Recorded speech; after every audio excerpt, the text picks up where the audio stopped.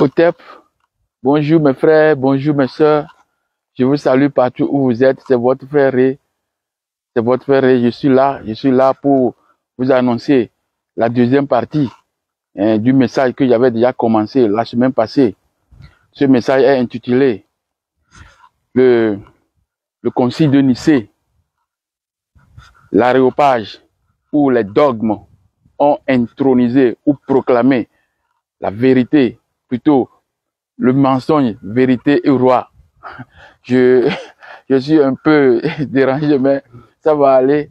Je vous dis que le message est intitulé le Concile de Nicée, l'aréopage où le mensonge, où les dogmes ont intronisé ou proclamé vérité, roi.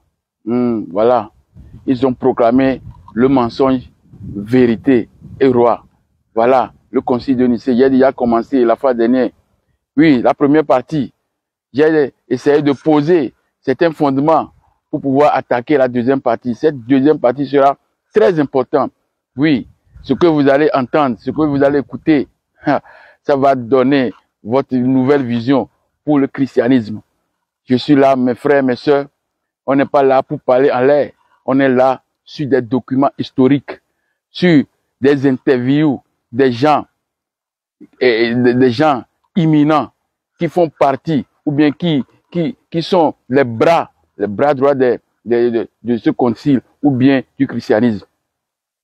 Cette deuxième partie est très importante. Je vais vous convier à écouter, à visionner plutôt et partager, liker cette vidéo parce que c'est très important. Oui, cette deuxième partie, je vais attaquer les dogmes. D'abord, je vais quand même vous dire que les dogmes sont au nombre de 21. Et c'est après 21 aussi conciles qu'on a essayé de fonder ou bien on a essayé de diriger ces dogmes. Nous avons 250 dogmes. Oui, les dogmes sont toujours en contradiction. Ils n'ont pas de logique. Mais voilà que nous avons 250 dogmes. Oui, c'est très important. Les 250 dogmes, c'est pour tourmenter l'homme. C'est pour purger l'homme de sa substance. C'est pour le vider. Oui, qu'il y a les dogmes. Parce que les dogmes, normalement, doivent être compréhensibles. Les fondements de l'arianisme est basé sur la vérité, est basé sur les écritures bibliques.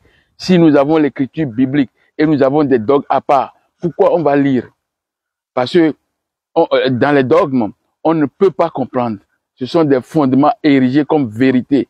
Ça, c'est pas normal. Doukaine. D'abord, nous savons, je pense que j'ai déjà fait ça dans la semaine passée. La semaine passée, j'ai fait une petite histoire sur dogme. Dogme, normalement, c'est une opinion. C'est juste une opinion qui est à peu près.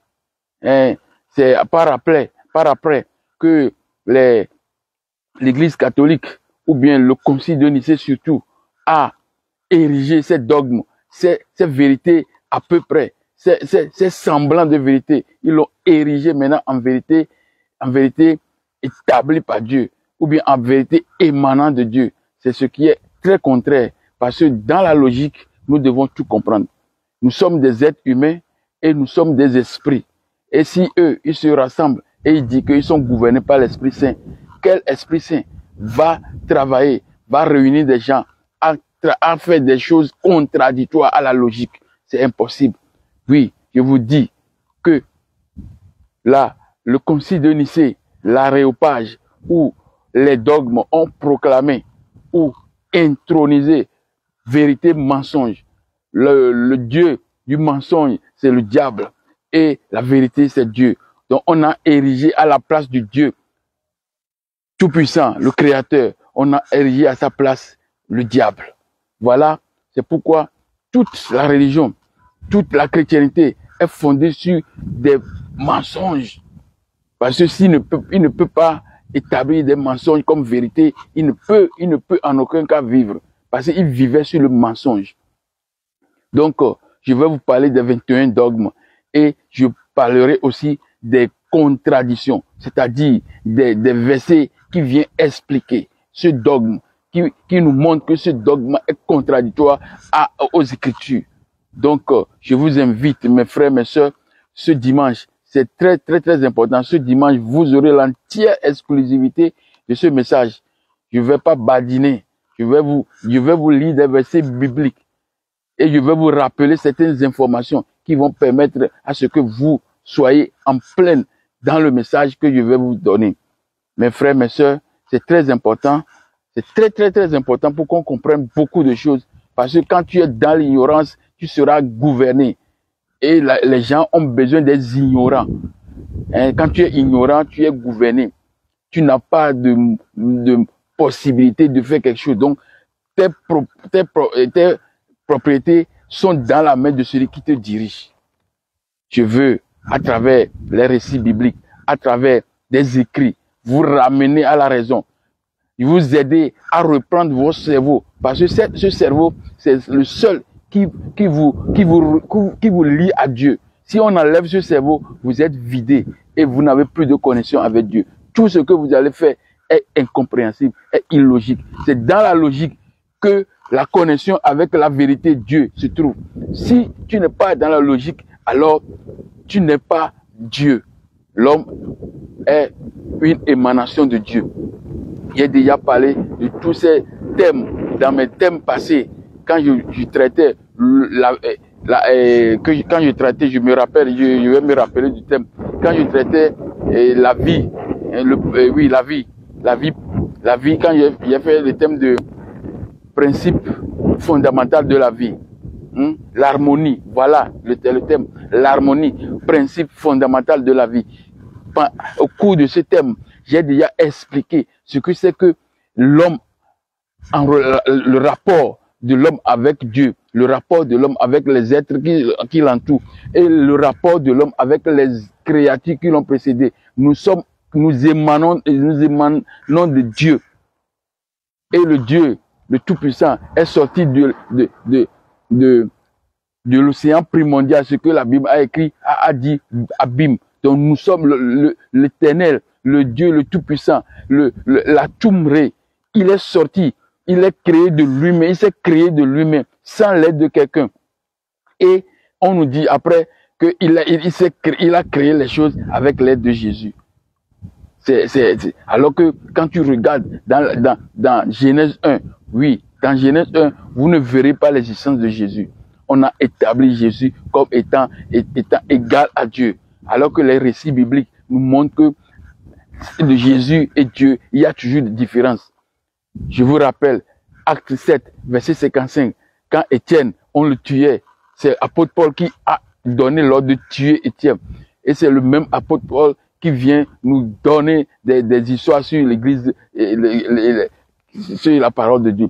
Quand Étienne regardait, il dit que je regardais le ciel, il est ouvert, et puis je regarde le trône, quelqu'un est assis sur le trône, et on voit Jésus à sa droite. Voilà, c'est quand on voit quelqu'un à la droite de quelqu'un, on va commencer par expliquer que c'est la gloire. Tout ça là, nous allons rentrer en profondeur ce dimanche. Vous allez écouter. Et je ferai tout. Si on n'a pas pu finir le message, je ferai la troisième partie pour pouvoir monter des versets bibliques contradictoires qui montrent que nous sommes dans la contradiction, nous sommes dans la dichotomie. Cette chose-là ne peut pas nous amener vers Dieu. Pour aller vers Dieu, il faut aller vers Dieu dans la vérité, dans la clarté. Dieu est une logique. Dieu est une logique, Dieu est une connaissance. Donc quand tu veux aller vers Dieu, il faut aller vers Dieu dans la connaissance. On ne peut pas aller vers Dieu dans la confusion. C'est dans la confusion que le concile de Nicée a établi le mensonge comme vérité et roi sur l'humanité. Mais tout ça là sont passés par la force politique et économique.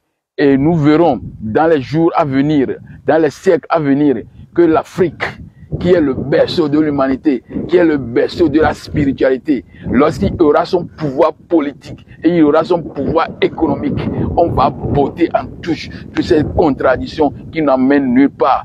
Car Dieu est dans la vérité, il est dans le royaume de vérité. Et quelqu'un qui possède la vérité peut aller vers lui. C'est pas quelqu'un qui possède la contradiction qui veut voir Dieu. La contradiction ne peut rien faire. C'est ça va nous égarer seulement. Et ça a égaré beaucoup de gens. On a dit que le chemin qui mène vers la perdition est très grand, mais celui qui mène vers la vérité est étroite. Cette vérité étroite, c'est ça qu'on veut.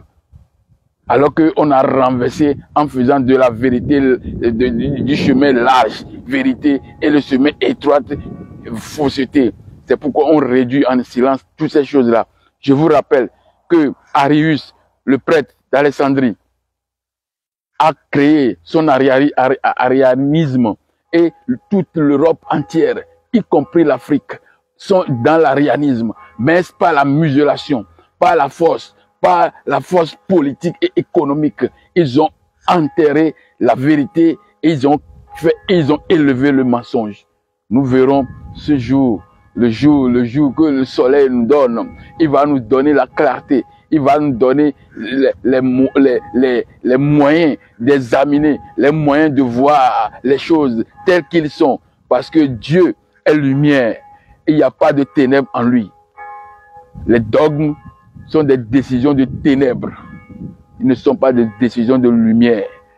Car il n'y a pas la logique. La logique, c'est la lumière. S'il n'y a pas la logique, alors on est dans la ténèbre. Et celui qui marche dans la ténèbre est dans l'insécurité totale. Et le chemin qu'il va emprunter peut l'amener dans le gouffre. Je vous dis, mes frères, mes sœurs, ramenons la barque. Prenons notre cerveau. C'est à notre possession. C'est à notre niveau. Prenons-le et mettez-le encore dans la tête pour pouvoir réfléchir. Car seule la substance qui est là, dedans, qui peut nous connecter vers Dieu.